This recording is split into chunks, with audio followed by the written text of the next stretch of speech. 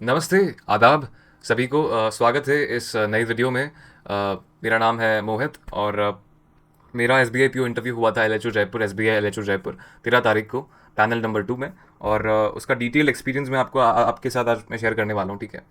तो मैं सबसे पहले बता दूं कि 2 मेल मेंबर्स और 2 फीमेल मेंबर्स थी। हेड जो थी वो फीमेल मेंबर थी, जो जो पूरा इंटरव्यू उन्होंने ही लिया, मेरा जो सामने बैठी हुई थी। बाकियों ने शायद एक या दो क्वेश्चन पूछे, बाकी सारे क्वेश्चन उन्होंने ही पूछे। तो मैं जब एंटर हुआ ना, तो वो टेबल ऐसा नहीं था कि मेरे यहाँ तक आ रहा है। Table like it was a tea table, right. घुटनों तक जो आता है ना टेबल, जहाँ पे बहुत सारा खाना रखा हुआ था उनके लिए, नाश्ता रखा हुआ था। तो वैसा कुछ था और आई वॉज पूरा एक्सपोज, मतलब टो से लेके हेड तक मैं पूरा एक्सपोज था। वो पूरा मुझे देख सकते थे आराम से। तो मैं एंटर किया, विश किया मैम को, और दूसरों को विश कर पाता उससे पहले ही उन्होंने मुझे बैठने के लिए बोल दिया। तो आई सैट। एंड उसके बाद क्या हुआ कि उन्होंने मेरे मेरे मैं जहाँ से हूँ उसके बारे में क्वेश्चन पूछा।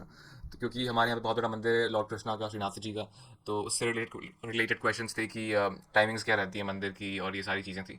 उसके बाद क्वेश्चन पूछा था मुझसे इंजीनियरिंग से रिलेटेड, कि आपने इंजीनियरिंग, सिविल इंजीनियरिंग अपने चाहने से करी है या फिर किसी के कहने पर करी है। तो मैंने बता दिया जो भी था आंसर। उसके बाद उन्होंने हॉबी पे क्वेश्चन पूछा कि क्रिकेट, क्रिकेट से बहुत सारे क्वेश्चंस पूछे थे मुझसे। क्रिकेट से कि अंडर 19 वर्ल्ड कप किसने जीता है, रनर्स अप कौन है, आईपीएल में जो 2 नई टीम्स आई हैं उनके नाम क्या हैं, और वर्ल्ड कप अगले कहाँ होने वाले हैं, पिछले वर्ल्ड कप्स के विजेता कौन है। सारे बहुत सारे क्वेश्चंस पूछे थे मैम ने। मैम वॉज, मेरे को लग रहा था कि मैम बहुत ही बड़ी क्रिकेट की फ़ैन थी, which was really unexpected, which is generally unexpected from a female, you know. तो इसलिए मुझे थोड़ा सा ऐसा कि मैम को भी इतना सारा पता है क्रिकेट के बारे में, आई वॉज सो हैप्पी। उसके बाद उन्होंने मुझे आरबीआई के बारे में पूछा। आरबीआई जो इन्फ्लेशन को कंट्रोल करने के लिए टूल्स मेजर्स लेता है, वो क्या हैं। तो मॉनेटरी पॉलिसी हो गया, रिवर्स रेपो, रेपो रेट वगैरह हो गया, लिक्विडिटी का एब्जॉर्प्शन हो गया, मैंने बताया ये सारा कुछ। तो ये आंसर्स को देते वक्त मैं थोड़ा सा अंडर कॉन्फिडेंट था। मतलब ऐसा लग रहा था कि मैं शायद ऐसा शॉर्ट नहीं हूँ आंसर के बारे में। तो ma'am was like, be confident about your answers, and that's where I felt like I was super humble while giving the answers. I felt that I needed to be more confident while I was giving those answers. तो तो ये मेरा, आप सोच रहे हैं कि बहुत अच्छा इंटरव्यू हुआ है, तो नहीं हुआ है बहुत अच्छा इंटरव्यू। मेरे को लगता है कि सबसे सबसे बड़ा जो फैक्टर होता है कॉन्फिडेंस, वहीं पे मैं लैक कर गया। तो शायद मेरे नंबर ज़्यादा अच्छे ना आए, शायद 35 से 40 के बीच में आ जाए, which is a good score, which is a mediocre score. But still मुझे पता है कि मेरे कट ऑफ से बस 1 या 2 नंबर ऊपर आएंगे, तो मुझे ज़्यादा नंबर चाहिए थे इंटरव्यू में। तो आई डोंट थिंक मुझे मिल पाएंगे इतने नंबर। लेट्स सी, रिजल्ट आता है, let's hope for the best. But I am expecting 30% chances है मेरे सिलेक्शन के, और 70% नहीं होने के। तो देखते हैं, ठीक है। अभी भी एस इंटरव्यू के लिए अच्छे से प्रिपेयर करते हैं। तो आपके लिए सीख क्या है यार, आपको जो भी आता है ना वहाँ पे। और पहली बात तो ये, tell me about yourself. ये जो प्रिपेयर करके जाते हैं ना कि भाई सबसे पहले यही क्वेश्चन पूछेंगे हमसे, तो ऐसा प्रिपेयर होकर मत जाइए यार आप। मतलब ये लिख के, याद करके और बार बार बोल के क्यों करके जा रहे हो ऐसा? अपने आप को ऐसे रट्टा क्यों मरवा रहे हो भाई? आपको अपने बारे में पता नहीं है क्या? 24 साल, 20 साल, 22 साल अपने आप अपने आपने अपने साथ बिताए हैं। आपको यहाँ पे लैंग्वेज कोई बैरियर नहीं है, हिंदी में भी आप बोल सकते हैं अगर इंग्लिश में कंफर्टेबल नहीं है। लेकिन आप इंट्रोडक्शन अपना दे भी नहीं सकते क्या, कि आपको याद करना पड़े अपना इंट्रोडक्शन? अब मुझे पता है आप ये खाली ये बातें आप जान लीजिए कि कौन सी चीज़ें बोलनी है वहाँ पे इंट्रोडक्शन में। कुछ लोग पता नहीं है यूट्यूब पे बोल रहे हैं कि लिख लो, याद कर लो, बार बार बोल लो, फ्लुएंट दिखोगे। भाई फ्लुएंट नहीं दिखेगा, वो क्राम्ड दिखेगा, बहुत ही घटिया सा दिखेगा। बनावटी बन के जा रहे हो तो मतलब नहीं है कुछ।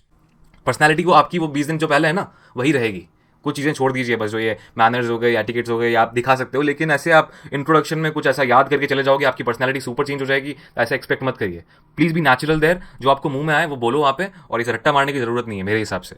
तो आप बहुत कंफर्टेबल फील करोगे वहाँ पे, क्योंकि अनएक्सपेक्टेड क्वेश्चन फेंके जाएंगे आपकी तरफ, और आपको बहुत दिक्कतें हो जाएंगी अगर आप रट्टा मार के जाएंगे ऐसे, ठीक है।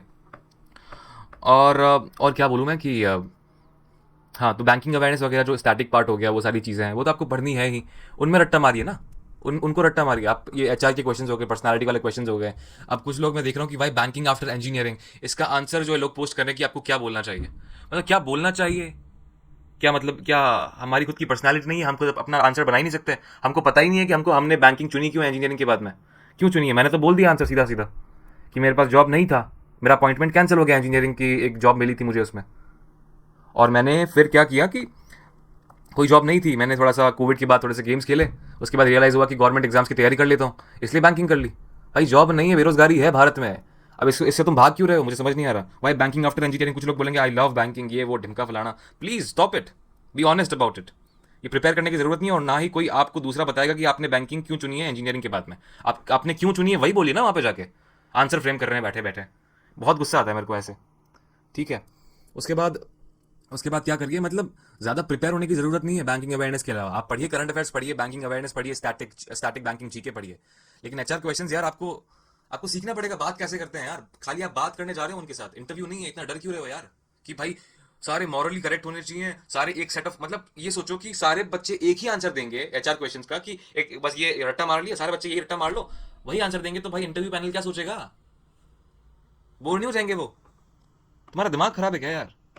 तो भाई मेरा तो सर फट जाता है, मैं तो एकदम बिल्कुल बिना प्रिपेयर करके गया था चार क्वेश्चंस, कुछ नहीं पढ़ा था मैंने, जो पूछेंगे वो जवाब दे दूंगा ऑनेस्टली। अब चाहे मुझे वो जॉब में लें या ना लें, ये मेरी पॉलिसी है कि मुझे ऑनेस्ट रहना है, मैं कंफर्टेबल रहना चाहता हूँ अपने साथ। आपको देख लो आपको कैसा करना है, रट्टा मार के जाना, रट्टा मार के जाइए, मुझे नहीं पता, किसी और को फॉलो कर लो, क्वेश्चन रट्टा मार लो एचआर के, ठीक है? कि पहले इंट्रोडक्शन पूछेंगे, tell me about something, tell me something about yourself, हम तो रट्टा मार के जाएंगे कि my name is this, I live here, my percentage of this, my father's name is this, my father do this. ये क्या है भाई? आराम से बोलो ना, ये याद करके जाओगे तो दिमाग खराब हो जाएगा तुम्हारा वहाँ पे। जब फंबल करोगे ऐसे करोगे तो नेचुरली फ्लो होने दो ना, बात नहीं करने आता क्या? ठीक है। तो बस ये कुछ मेजर क्वेश्चंस थे मुझे, जो मुझे पूछे थे वहाँ पे, और मैंने बता दिया कि मैं क्या एक्सपेक्ट कर रहा हूँ रिजल्ट से, S B I P O के रिजल्ट से। और आप लोग बता दीजिए कमेंट में कि आपको क्या लगता है, आप कैसे प्रिपेयर कर रहे हैं I B P S P O interview के लिए। और हाँ, मैं मिलता हूँ अगली वीडियो में आपको। पता नहीं आरबीआई असिस्टेंट की मेरी स्ट्रैटेजी के बारे में होगी, या जी जो जनरल जनरल अवेयरनेस में कैसे प्रिपेयर कर रहा हूँ आरबीआई असिस्टेंट के लिए, उसके बारे में होगी। तो प्लीज़ चैनल को सब्सक्राइब कर लीजिए अगर आपको वीडियो पसंद आई हो, और अगर मेरी वीडियोज़ आपको और देखनी हो, और साथ में बेल आइकन भी प्रेस कर लो यार प्लीज़। मैंने रेशो देखा बहुत ही कम था जिन्होंने बेल आइकन प्रेस करके रखा था, तो प्लीज़ प्लीज़